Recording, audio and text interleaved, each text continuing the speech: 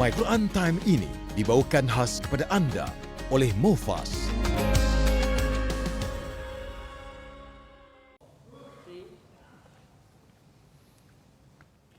أعوذ بالله من الشيطان الرجيم بسم الله الرحمن الرحيم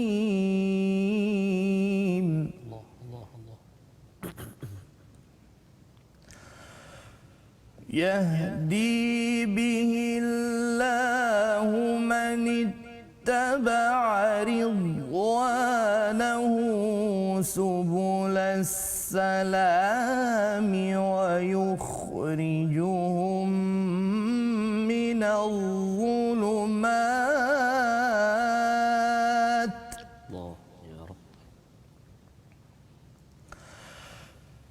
ويخرجهم من الظلمات إلى النور بإذنه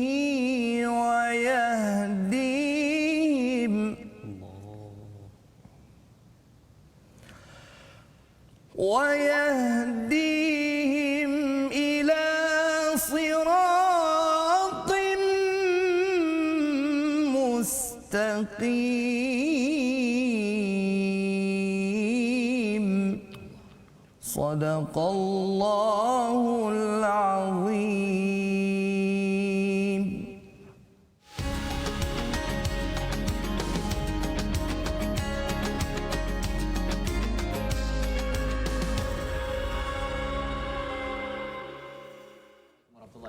Alhamdulillah wassalatu wassalamu ala Rasulillah wa ala alihi wa man walah. Asyhadu la ilaha illallah asyhadu anna Muhammadan abduhu wa rasuluh. Allahumma salli ala sayidina Muhammad wa ala alihi wa sahbihi ajma'in. Amma ba'du. Apa khabar tuan-tuan dan puan yang dirahmati Allah sekalian? Kita bertemu dalam My Quran Time baca faham amal pada hari ini untuk sama-sama kita mengulang kaji halaman 110 hingga 114 yang kita belajar pada minggu ini daripada hari Isnin hingga hari Jumaat.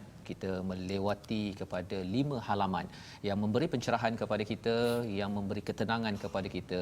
Ia adalah satu nur, satu cahaya yang sejuk, yang menyejukkan hati kita dalam kala kita menghadapi pelbagai kemelut cabaran dalam kehidupan. Inilah Al-Quran yang diturunkan pada Nabi Muhammad sallallahu alaihi wasallam sebagai mukjizat kekal. Dan pada hari ini kita bersama dengan tetamu jemputan kita, Al-Fadil Ustaz Dr. Anwar. Ini yang kita tunggu-tunggu Ustaz ya. Betul ya. Untuk ahlan Ustaz ke My Quran Time. Sahlan, terima kasih. Dan juga kepada Ustaz Tarmizi Abdul Rahman. Ustaz, kita bersama dengan tetamu kita pada hari ini, banyak perkara kita nak bincang ni. Terima kasihlah Doktor berkunjung ke teratak kita bersama dengan sahabat-sahabat My Quran Time Ustaz. Betul. Alhamdulillah, terima kasih juga atas jemputan buat sekian kalinya ni. InsyaAllah. Dan jangan sikit Ustaz ni, selalu InsyaAllah. InsyaAllah.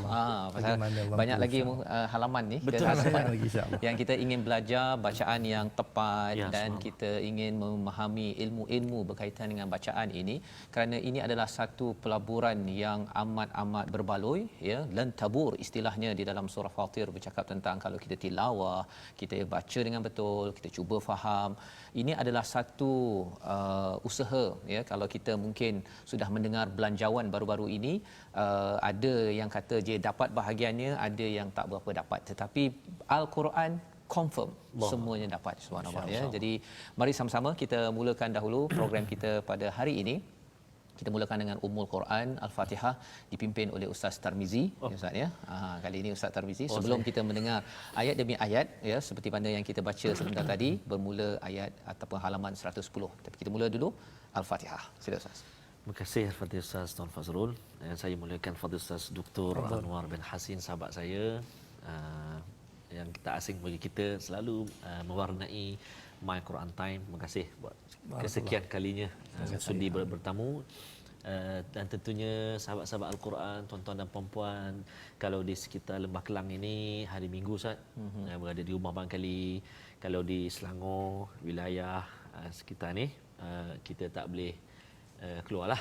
Jadi inilah masa untuk bersama dengan Quran barangkali. Alhamdulillah. Sahabat-sahabat kita di Pantai Timur barangkali ada yang bekerja hari ini tapi masih juga menjadikan Al-Quran sebagai geng ataupun sahabat di sebelah tu sampai buat kerja dengar Dan bertuah ini bersama dengan Dr. Anwar dapat dengan bacaan.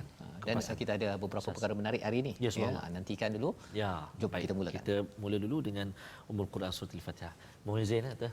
Allah fadhal. Bismillahirrahmanirrahim.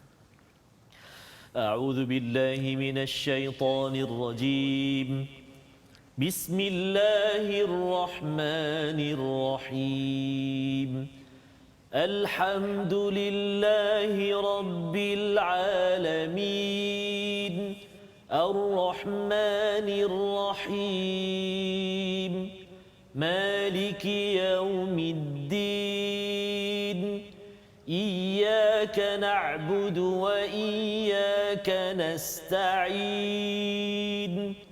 اهدنا الصراط المستقيم صراط الذين أنعمت عليهم غير المغضوب عليهم ولا الضالين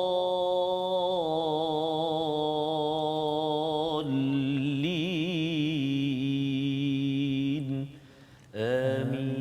Amin ya rabbal alamin. Itulah bacaan Fatihah kita baca sebentar tadi. Kita memohon hidayah yang juga dicerahkan, diterangkan lagi pada ayat 16 yang dibacakan oleh Ustaz Dr. Anwar Hassin sebentar tadi. Yahdi bihillahu manittaba'a ridwanah, iaitu Allah memberi hidayah dengannya. Apakah nya itu? Merujuk kepada kitab daripada Allah Subhanahu Wa Taala bagi siapa yang ingin mengikuti keredaannya. Ya, jadi bagi tuan-tuan yang mengikuti My Quran Time pada hari ini, sebenarnya tuan-tuan adalah orang-orang yang betul-betul ya mengambil panduan, dan kita doakan ini istiqamah untuk anak cucu kita, untuk generasi kita, kerana ini peringatan yang diberikan, pernah diberi pada ahli kitab. Kalau kita lihat pada ayat 15, ahli kitab ni siapa? Orang-orang yang mempunyai kitab di kalangan Bani Israel ataupun di kalangan Yahudi dan Nasrani.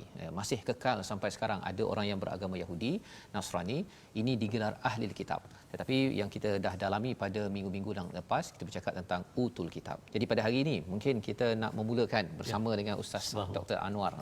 Ya. Bila bercakap tadi ayat 16 ini Ustaz ya. Biasanya hari Ahad ini kita bincang dia punya hukum tajwidnya, kan.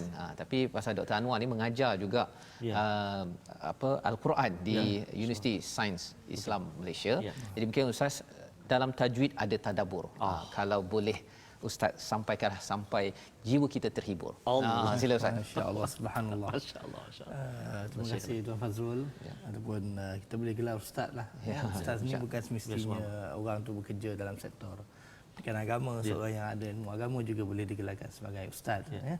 Jadi dalam ayat yang ke-16 ni tuan-tuan dan puan-puan yang berada di rumah sekalian, Allah Ta'ala menceritakan bagaimana kesinambungan kepada ayat sebelum itu, iaitu ayat ke-15. Berkenaan dengan Allah Ta'ala mengatakan kepada ahli kitab, sesungguhnya Rasul kamu telah datang kepadamu, menjelaskan kepadamu banyak hal daripada isi kitab yang kamu sembunyikan. Dan juga bila sampai kepada ayat 16, Allah Ta'ala menerangkan bahawasanya kitab Al-Quran yang Allah Ta'ala turunkan kepada Nabi Muhammad itulah sebagai petunjuk kepada orang-orang yang mengikuti keredaannya dan jalan yang selamat. Dan kita sedia maklum bahawasanya memang Al-Quran itu diturunkan sebagai hidayah dan petunjuk buat umat manusia. Bagi siapa yang mengikut Al-Quran, yang mengambil Al-Quran sebagai pedoman jalan hidup, sudah tentu dia akan berjaya dan dia akan mengeluarkan orang tersebut dalam arti kata keluar yang sebenar-benar keluar daripada kegelapan, iaitu tiada hidayah kepada ada hidayah. Yahdi billah, maksudnya wa yukhrijuhum minadh dhulumat, keluarnya daripada kegelapan kepada cahaya. Dan akan diberi kepada mereka itu petunjuk, cahaya ila siratim mustaqim, kepada jalan yang benar. Jadi kita saban hari mengikuti Al-Quran Time pada hari ini dan hari-hari yang lalu dan hari akan datang. Seharusnya mengambil pedoman pada Al-Quran ini bahawasanya sesungguhnya Al-Quran ini memang sentiasa memberi petunjuk kepada kita sepanjang zaman. Khususnya bagi orang-orang yang mengambil Al-Quran sebagai mengambil secara serius Al-Quran itu sebagai petunjuk. Tapi malang sekali, sudah tentunya bagi siapa yang tidak menjadikan Al-Quran ini sebagai petunjuk ataupun pedoman hidup dia, sudah tentu dia akan menjadikan hidupnya itu gelap gelita tanpa sebarang cahaya. Jadi Al-Quran itu sendiri sebenarnya cahaya, nur Nur itu cahaya. Cahaya itu bukan boleh diterjemahkan sebagai keadaan terang benderang semata-mata dari si fizikal lihat begitu, tetapi cahaya itu disebut di sini adalah maksudnya adalah cahaya untuk melihat membezakan di mana hak yang batil. Cahaya di hati. Itulah Al-Quran, masya-Allah, yang Tuhan kurniakan kepada kita pada hari ini. Jadi ini adalah sebahagian daripada apa yang kita baca sebentar tadi, doktor, ya, sebagai peringatan kepada kita. Ada istilah di sini ittaba'a ridwanah, ya, maksudnya dia bukan sekadar ikut daripada jauh, ya. Kalau ikut daripada jauh tu mungkin bercakap tentang taat tu, ikutlah dia taat tapi kira sambil-sambil je. Tetapi kalau ittiba' ini ikut secara dekat keredaannya, maksudnya dengan Al-Quran ni yang doktor cakap tadi sebagai cahaya, ia diikuti secara redha, secara sukarela, kan, bukannya macam terpaksalah ikut My Quran Time hari ni contohnya, ya doktor, ya. Dan lebih daripada itu, bila kita baca, memang bacaan Al-Quran ni bila kita belajar waktu kecil-kecil tu dia mencabar juga kita. Kalau saya bukan orang Arab, kan, bila ditegur ataupun mengajar anak sekarang ni pun kadang-kadang dia terlupa nun tertukar dengan ta, kan. Dia kadang-kadang yang tak redanya bukan anak tu lagi, dia ayah ni pun kadang-kadang tak reda. Jadi pengalaman doktor mengajar Al-Quran ini sendiri, kalau macam mana nak memastikan sebelum anak tu, memang anak tu terpaksalah baca, kan, dia kalau boleh dia nak main iPad, nak main apa sebagainya, tapi membina jiwa reda ketika mengajar. Pasal kalau tak ajar dengan reda, bila lagi anak itu akan dapat Al-Quran? Sila doktor. Ya, betul. Sudah tentunya satu benda yang anak-anak kita pelajari secara sukarela, Ustaz, ya, akan lebih masuk dalam jiwa dia. Ya, dan juga sesuatu yang diberi secara paksa mungkin mengambil sedikit masa. Jadi untuk peringkat kanak-kanak, ya, ada sebuah kajian di Indonesia. Saya lupa madrasah tu nama dia apa. Madrasah An-Nur ke apa, saya tak ingat dah. Tetapi mereka ni menerapkan pembelajaran Al-Quran untuk anak-anak selama 45 minit je, Ustaz Fazrul. Ustaz Tamizi. Kalau kita hari ni kita tengok kadang-kadang kita suruh anak kita belajar Al-Quran sejam, 2 jam. Tapi sebenarnya kajian menunjukkan kanak-kanak ni dia boleh fokus pada satu perkara tu pada sekitar 40 hingga 45 minit sahaja. Jadi maksudnya cara kita nak menarik perhatian anak kita untuk dekat dengan Al-Quran antara lainnya untuk kita memastikan masa yang kita peruntukkan untuk mereka belajar Al-Quran itu tepat dan tidak terlalu membebankan.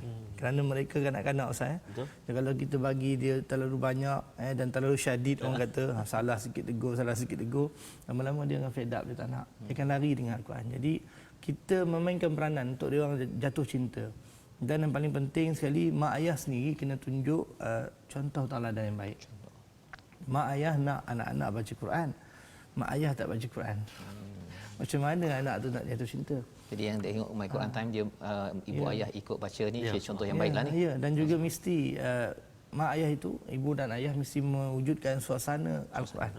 Macam Ustaz Tamizi saya tengok bila bawa anak dia pergi sekolah dan sebagainya, dan rakan-rakan yang lain juga masang bacaan Al-Quran dalam kereta, di rumah, dan dedahkan mereka dengan rancangan-rancangan berbentuk Al-Quran.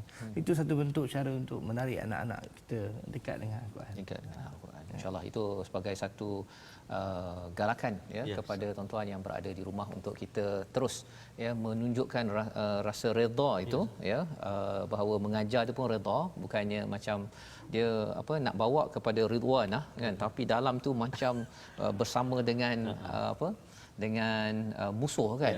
Cikgu yang paling garang ialah cikgu Quran. Okey, jadi yang itu mungkin kita akan boleh bina dengan kita memahami kepada ayat yang kita baca sebentar tadi, agar kita tunjukkan hasil daripada mengikuti keredaannya, maka kita juga redha bahawa ada silap-silap itu perlu dibaiki, tapi bukan dalam keadaan yang gertak dan juga mak ayah dulu yang tak redha sebelum si anak itu rasa tak suka pada Al-Quran. Jadi itu pada halaman ke-110, dan mungkin kita nak bergerak kepada halaman 111, di mana pada halaman ini bercerita tentang kumpulan Yahudi dan Nasrani.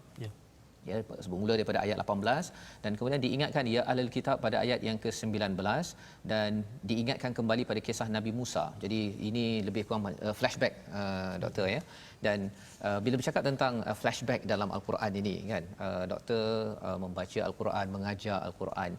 Sebenarnya flashback sejarah, kalau katakan ketika membaca al-Quran ni, apa kesan taranum, ya, apa kesan bacaan bila ada kisah sedih, ada kisah menakutkan, adakah ianya memberi kesan ataupun macam mana cara bacaan yang terbaik? Ya, betul. Mungkin kita pernah ulas pada sesi-sesi yang lepas bahawasanya taranum ini selain untuk kita memenuhi apa yang Nabi sarankan pada kita untuk membaca Quran dengan suara yang baik, dia juga berfungsi sebagai wasilah untuk kita mencapai tadabbur Al-Quran. Sebab itu kalau kita perasan, mana-mana masjid kita pergi pun, mana-mana tempat yang ada guru Al-Quran, even dalam rancangan Quran Time pun, qarinya bukan dipilih daripada calon-calon orang.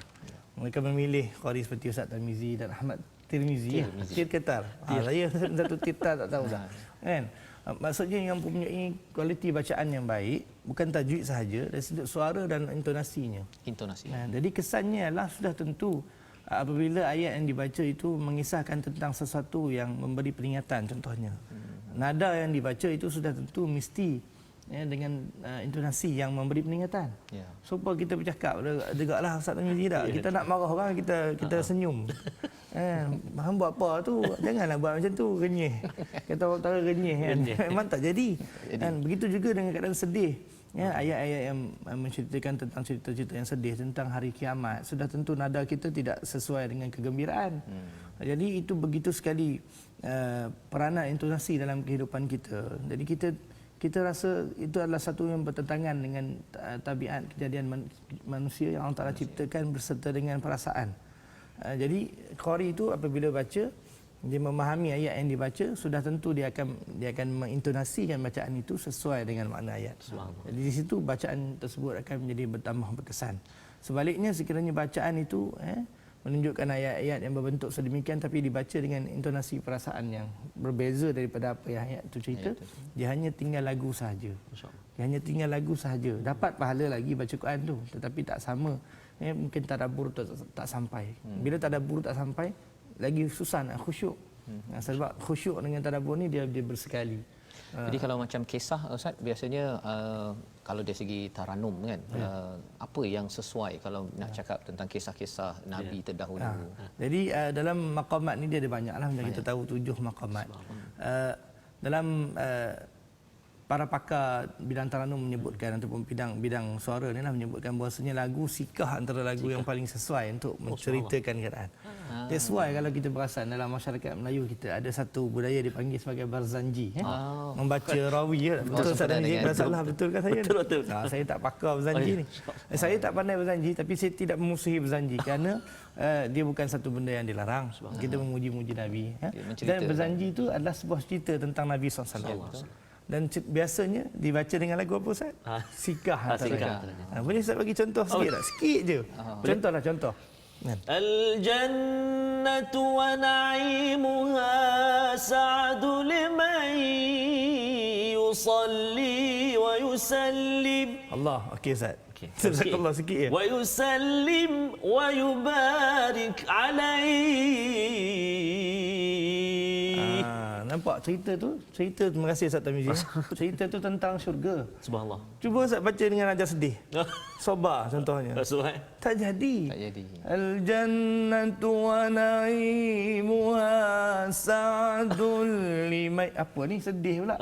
Sedangkan dia cerita tentang nikmat syurga itu dan juga selawat kat Nabi dan sebagainya. Ini sepatutnya gembira ya. Gembira. Jadi sikahlah antara lagu yang sesuai dengan irama mengkisahkan tentang sesuatu.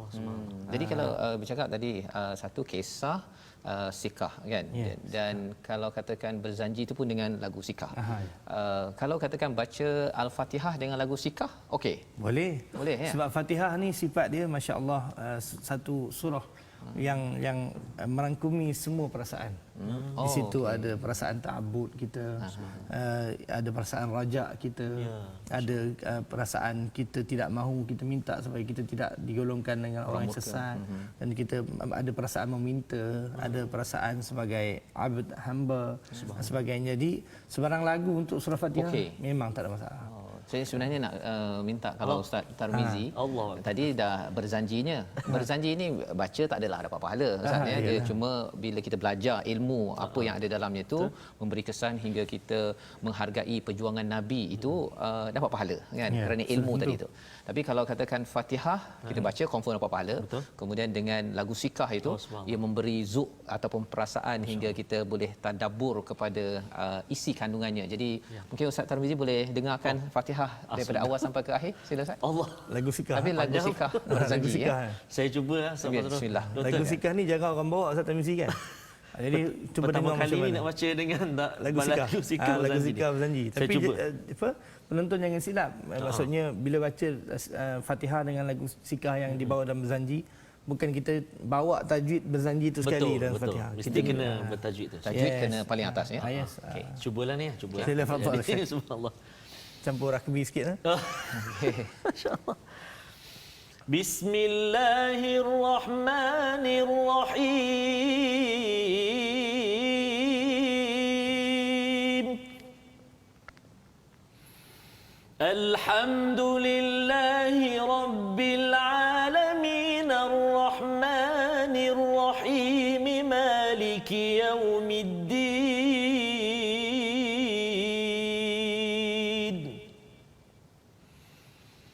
Iyyaka na'budu wa iyyaka nasta'in. اهدنا الصراط المستقيم صراط الذين أنعمت عليهم غير المغضوب عليهم ولا الضالين.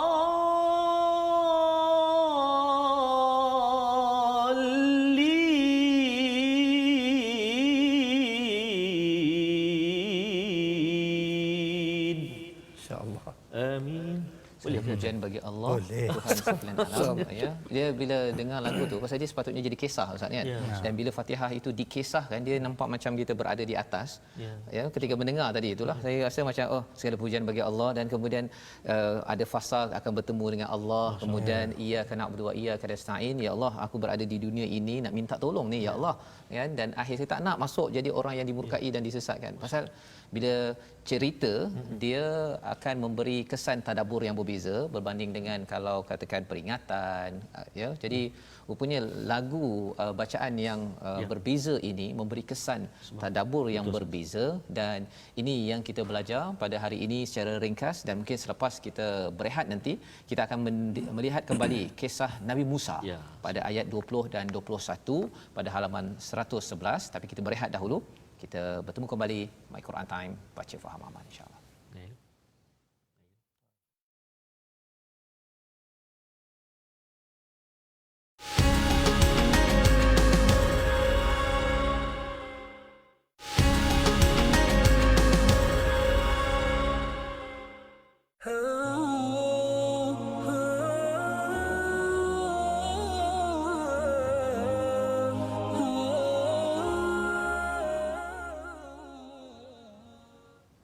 أعوذ بالله من الشيطان الرجيم.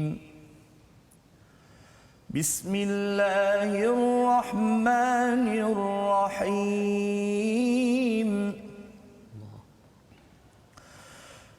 وإذ قال موسى لقومه يا قوم اذكروا نعمة الله عليكم اذكروا نعمة الله عليكم إذ جعل فيكم أنبياء وجعلكم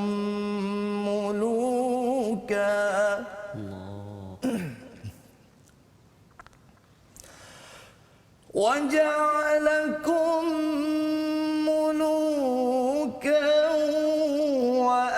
وآتاكم ما لم يؤت أحدا من العالمين. الله الله الله حلاوة.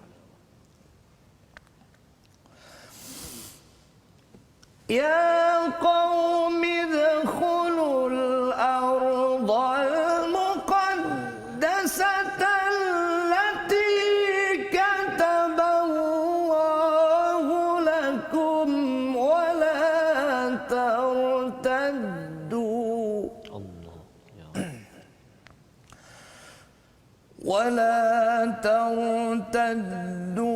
على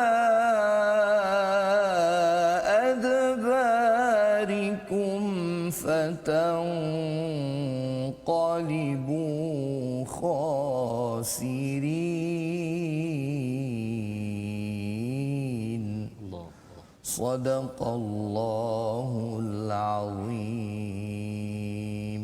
Surah Al-Azim pada ayat 20-21 yang dibacakan sebentar tadi. Dan ingatlah ketika Musa berkata kepada kaumnya, wahai kaumku, kenanglah akan nikmat Allah kepadamu ketika dia Allah SWT mengangkat nabi-nabi di antaramu dan dia menjadikan kamu sebagai orang-orang yang merdeka, muluka, waja'alakum muluka wa atakum, dan dikurniakan kepadamu apa yang belum pernah diberikan kepada seorang pun di antara umat yang lain. Wahai kaumku, masuklah ke tanah suci Palestin yang telah ditentukan Allah bagimu dan janganlah kamu berpatah balik ke belakang kerana takut kepada musuh. Kelak kamu akan menjadi orang-orang yang rugi. Dalam ayat ini sebagai ulang kaji kita pada hari ini tuan-tuan ya, bercakap tentang istilah ni'mah, uzkuru ni'matallah. Ini pernah kita jumpa berkali-kali, sudah pastinya dalam surah Al-Fatihah, siratal ladzina an'amta alaihim, dan kalau di dalam surah Maidah ini bercerita tentang wudu, solat, dan Allah kata tentang nikmah yang disempurnakan.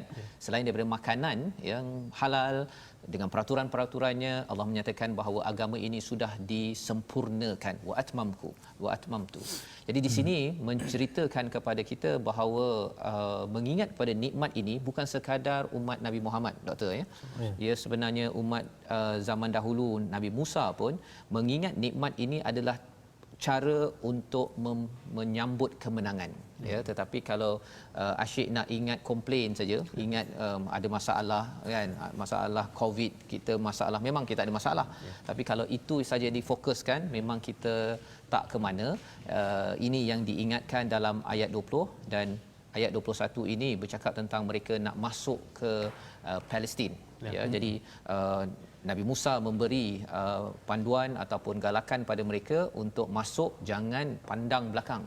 Zaman sekarang ni lah kan, jangan pandang belakang.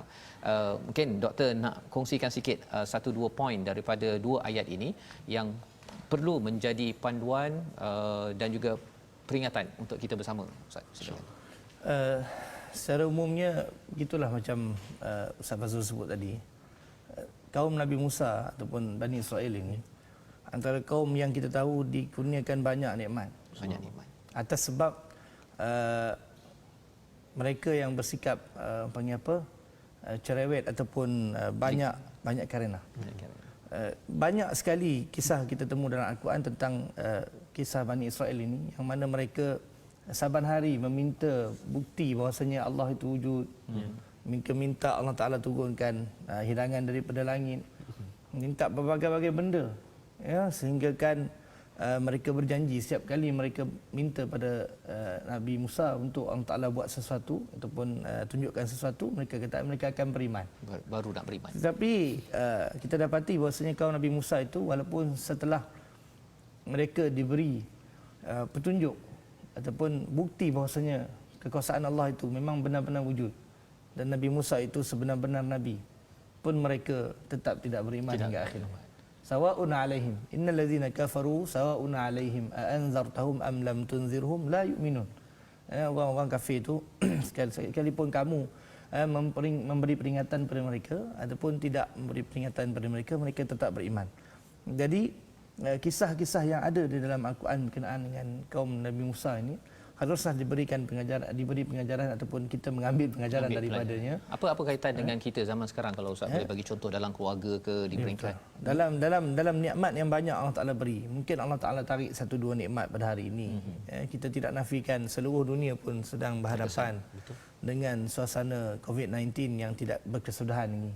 Dan memang sudah tentu keadaan ini menyebabkan ramai yang merasa susah. Pun begitu, kita masih ada nikmat yang Allah Ta'ala masih kekalkan pada kita, dan kita juga kena sentiasa kenang nikmat yang pernah Allah Ta'ala beri pada kita. Itu pengajaran dia. Nikmat-nikmat yang Allah Ta'ala pernah beri ketika kita senang satu masa dulu, mungkin kita telah lupa. Menyebabkan Allah Ta'ala tarik sikit sebanyak nikmat tersebut supaya kita bersyukur apa yang pernah Allah Ta'ala beri pada kita. Betul.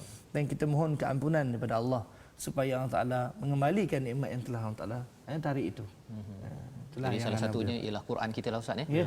Ini nikmat yang besar. Betul. Dan alhamdulillah, walaupun kita mungkin mengulang beberapa kali bahawa dalam My Quran Time ini, tapi penting pasal apa? Pasal ada orang yang mungkin bila dah sibuk saja Ustaz ya, Quran ni dia dah tak jadi nikmat dah. Pasal ada lagi benda lebih nikmat. Tapi kita harapkan, doakan pada tuan-tuan yang berada di rumah terus istiqamah, cari masa. Kita tahu bahawa memang kalau kita dah kembali bekerja, sibuk memang sibuk ya, tapi kita dapat juga mesej yang kata tak dapat ikut pukul 12, ikut pukul 5. Tak dapat ikut pukul 10, tak dapat ikut pukul 6.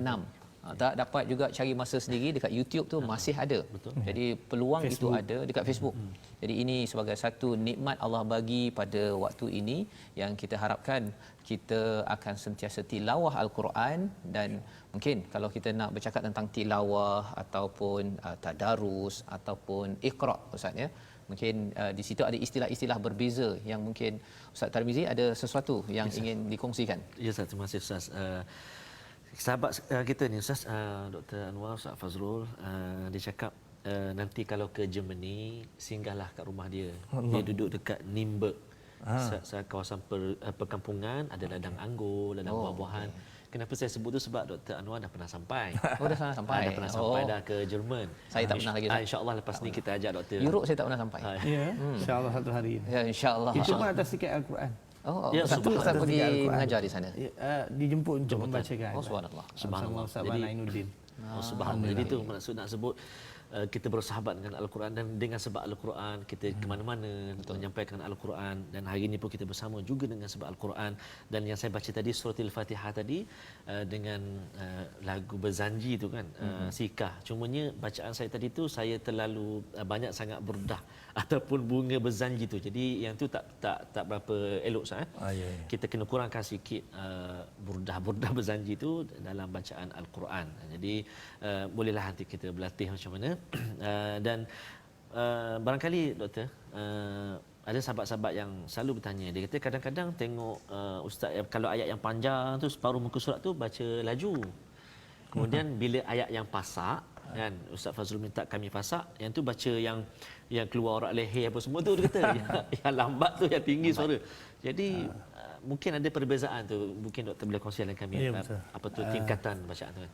Seringkasnya penonton yang dikasihi Allah sekalian, kita ada 4 tingkatan bacaan. Walaupun dikhilafkan, ada kata 5, ada kata 4, ada kata 3 sahaja. Saya sebut 4 lah yang masyhur, yang sebut. Saya sebut dengan bahasa yang mudah difahami. Saya tak nak beri takrif mengikut istilah, nanti susah faham. Bacaan yang paling perlahan, tingkatan yang paling perlahan disebut sebagai tahqiq. Lambat-lambat. Lambat-lambat. Paling lambat. Dan macam kita baca berlagu yang saya kata keluar urat leher sebagainya, itu boleh dikira sebagai tahqiq lah. Contoh lah kan. Contoh simple. وَإِذْ قَالَ مُوسَى لِقَوْمِهِ يَا قَوْمِ اذْكُرُوا نِعْمَةَ اللَّهِ عَلَيْكُمْ. Itu contoh. Manakala bacaan yang paling laju pula dipanggil sebagai Al-Hadar. Hadar ni orang biasa menghafal. Hafal Quran, dia nak tasbih dengan guru dia, tak boleh baca Taranum gitu. Kalau baca Taranum gitu 10 tahun tak habis dia punya hafalan. Contoh simple. Wa idh qala Musa liqaumihi ya qaumi dhkuru ni'matallahi 'alaikum. Contoh. Bahkan mungkin lebih laju. Ada yang laju lagi. Kemudian di antara wa ma baina at-tahqiq wal hadar, itulah ada tartil dan juga tadwir.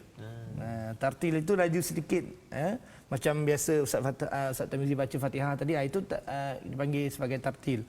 Wa idh qala Musa liqaumihi ya qaumi dhkuru ni'matallahi 'alaikum. Sesuai untuk bacaan dalam solat, untuk tadabbur dan macam dalam rancangan Quran Time. Kalau ayat panjang sesuai baca macam tu. Kan kalau kita baca tahqiq kan banyak masa diambil kan. Tapi kalau ayat pendek tu sesuai dibaca dengan berlagu tahqiq tadi. Kalau baca laju tu nanti habis awal pula. Gitulah cara kita mengukur dia. Betul. Kan? Dan akhir tadi tadwir. Tadwir macam orang baca dalam majlis menghafaz Al-Quran sebagai contohnya. Dia taklah sangat laju, tak sangat perlahan. Dia boleh dikatakan dalam kategori laju juga. Wa idh qala Musa liqaumihi ya qaumi dhkuru ni'matallahi 'alaikum. Itu contoh bacaan tadwir. Pun begitu keempat-empat bacaan ni, keempat tingkatan bacaan kelajuan ini semuanya mestilah memelihara hukum tajwid. Cumanya tahqiq tu dia lebih fokus sikit, dia lebih berhati-hati. Dan dia sesuai untuk peringkat orang yang baru mula nak belajar.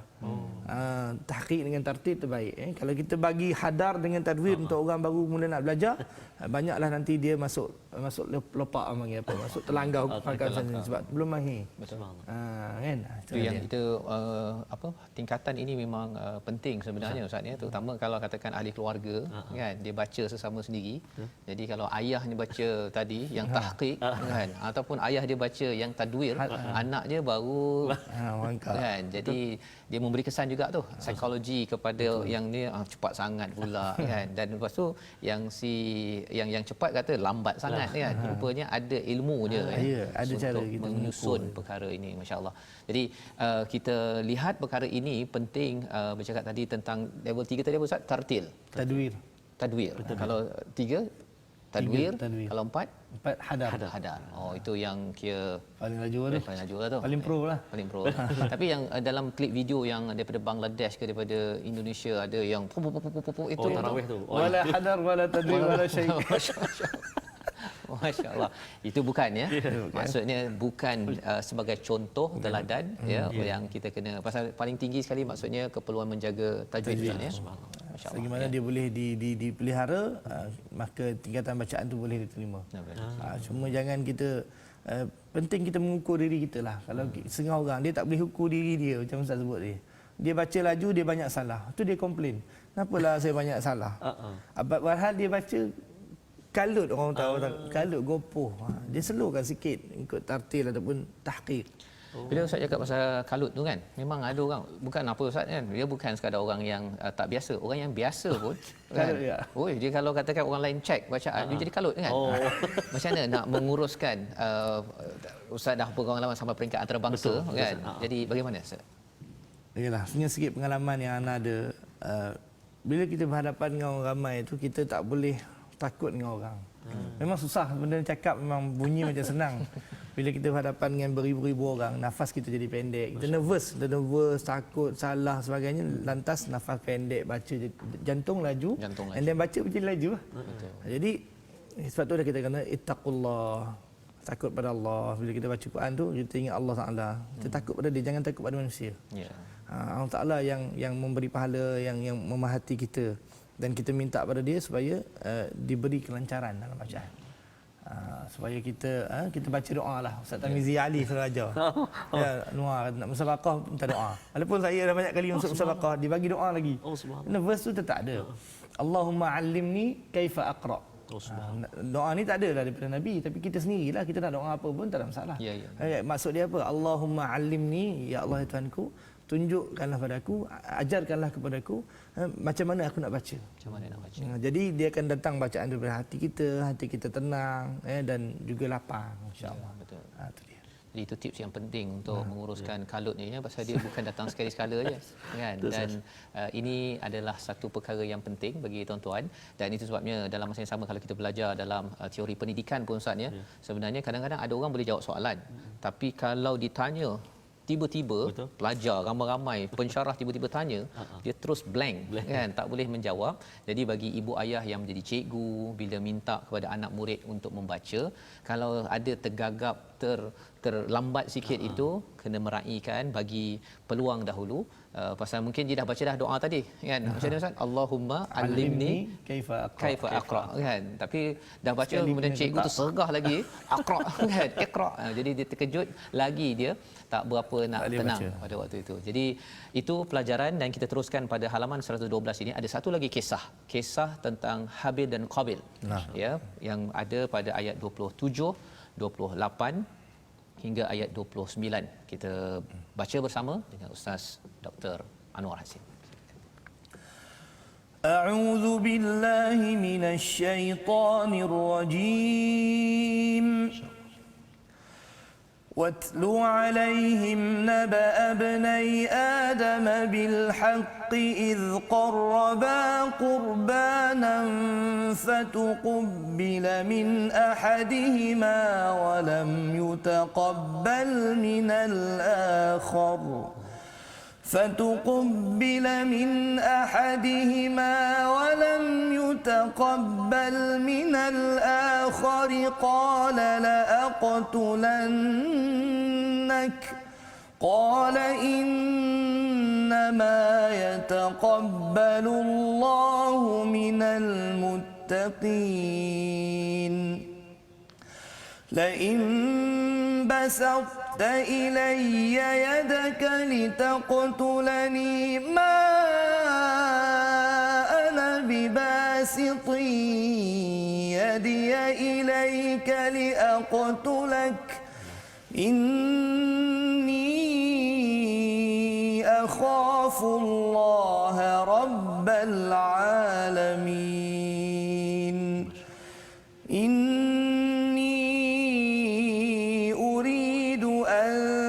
تبوء بإثمي وإثمك فتكون من أصحاب النار وذلك جزاء الظالمين. Sadaqallahul azim. Sadaqallahul azim. Ini adalah kisah dua orang anak kepada Nabi Adam, iaitu Habil dan Qabil kalau mengikut pada riwayat, di mana mereka mempersembahkan korban, maka salah seorang daripada mereka berdua diterima, iaitu Habil, dan daripada yang lain Qabil tidak diterima. Qabil berkata yang tidak diterima ini, sesungguhnya aku pasti membunuhmu. Dia Habil berkata, sesungguhnya Allah Maha menerima amalan orang-orang yang bertakwa. Cerita tentang ada orang dapat diterima dia punya amalan dia Ustaz ya, dan satu lagi tak diterima, rupanya Allah terima pun ada orang dengki. Ini Allah terima ni. Bukannya sekadar bos terima kan. Allah terima dengki dan kemudian membawa kepada pembunuhan. Tapi bila tengok pada bacaan ayat 28 ini, ada dua soalan lah saya nak tanya Ustaz ya. Yes. Yang basin pata tu. Tu dia kalau tak belajar tu rasanya dia jadi basata jadinya kan. Okey. Dan satu lagi ana tu dia ada bulat yang jarang-jarang nampak ya. Silakan Ustaz, dua tempat itu untuk diberi perhatian. Okey, baik. Jadi pada kalimah la in basalta di situ ada huruf ta dan huruf ta. Dalam keadaan normal apabila ta itu dia sukun asli maka kita perlu membacanya secara qalqalah. Lantunan. Betul. Okey. Tetapi dalam kalimah la in basalta ini dia tidak dibaca dengan secara qalqalah. Bahkan dia dibaca secara idgham naqis. Idgham naqis maksudnya sebahagian daripada sifat ta itu dimasukkan ke dalam huruf selepas dia. Iaitu sifat yang disebut sebagai qalqalah. Tetapi zat dia tidak masuk. Zat tidak masuk dan sebahagian sifat lagi kekal. Basal, sebab itu isti'la'nya ada. Basal ta. Tidak dibaca basatta atau basal ta, tidak dibaca dengan qalqalah. Ini jadi dibaca dengan idgham naqis. Jadi ta tu masih berbunyi ya. Isti'la'nya itu tebalnya itu. Tebal, kan? Sifat tebalnya masih ada. Ingatkan pasal dia tak ada baris kat situ. Dia terus jalan dia basata aja kan, bukan ya. Bukan. Okey, baik. Jadi kena jaga di situ ketebalan ta masih ada dan kenipisan ta itu. Basal ta, masyaallah. Jangan basal ta. Atau basat ta. Kemudian kalimah ana. Kalimah ana ini ada tanda dipanggil situ, tak salah saya, sifir mustatir. Mustatir ke bawah dia. Ya, jadi dia menunjukkan bahawasanya alif itu sabit ketika waqaf tapi tidak sabit ketika wasal. Maksudnya begini Ustaz. Maksudnya ana itu kalau kita waqaf pada kalimah ana pada sifir mustatil ni, maka kita dibaca dia panjang. Itu maksud dia sabit ketika waqaf. Ketika waqaf alif itu berfungsi dan berfungsinya sebagai mad asli lah di situ. Tetapi ketika wasal indal wasli dia dibaca secara pendek. Jangan hiraukan alif itu. Itu dia tidak sabit ketika wasal. Jadi baca pendek. Ma ana bibasitin yadiya, contoh. Jangan baca pula ma ana bibasit, contoh. Itu salahlah segi riwayat. InsyaAllah, terima kasih. Wasal tu ketika sambung. Ketika sambung, wasal sambung. Waqaf ketika Waqaf ketika berhenti. Bukan waqaf Quran lah saya nak sebut tu, bukan. Apa tu? Itu waqaf lain. Itu lain pula, itu waqaf harta. Takut yang tanya kan waqaf apa kan berhenti. Kalau berhenti jadi panjang lah. Jadi panjang harakat. Harakat. Kalau sambung dia tak jadi fungsi panjang. Dan kalau kita tengok pun dia punya bila ana ni dia kalau dibaca panjang dia akhirnya dia menuju kepada diri sendiri kan. Dia punya kesan ini kalau dari segi tadaburnya lah kan. Kita beri perhatian ana kan, bukan ana ini, ana dalam dialog yang sedang disampaikan bi basitin yadi ilaika la aqtulak ya. Jadi ini adalah pelajaran kita pada hari ini ataupun minggu ini, ulang kaji tajwid, sedikit daripada tadabbur yang moga ia mengukuhkan bacaan kita pada minggu ini dan seterusnya. Kita faham sebentar tadi macam mana basin ta tadi itu bukan sekadar basata basoto bukannya, tetapi macam mana Ustaz sekali lagi? Basal Itu yang terbaik ikut pada guru kita pada hari ini. Jadi tuan-tuan sekalian, kita berada di penghujung program kita pada hari ini. Moga-moga ini memberi manfaat. Kita akhiri dengan doa agar kita terus istiqamah baca, faham, amal Al-Quran kita dengan pimpinan Ustaz Dr. Anwar. Kita sebut tadi kalimah basaut tadi. Jadi sahabat-sahabat barangkali mungkin nak belajar Ustaz. Nak dalami, nak talaki, nak belajar, kita nak jemput untuk ke pusat pengajian Ustaz Dr. Anwar, Akademi Al-Quran Ar-Rayyan di Bandar Baru Bangi. Ada online tu juga Ustaz? Ada online lah sekarang ada ni. online dah. Yang musim-musim PKP ni kita tak boleh bersemuka. Dia jemput datang untuk belajar sama-sama insya-Allah. Silakan tu. A'udzubillahi minasyaitonirrajim. Bismillahirrahmanirrahim. Alhamdulillahi rabbil alamin. Wassalatu wassalamu ala asyrafil anbiya'i wal mursalin. اللهم إنا نعوذ بك من الجنون والبرص وسيء الأسقام. اللهم ارحمنا بالقرآن العظيم واجعله لنا إماما ونورا وهدى ورحمة. اللهم ذكرنا منه ما نسينا وعلمنا منه ما جهلنا وارزقنا تلاوته آناء الليل وأطراف النهار واجعله لنا حجة يا رب العالمين.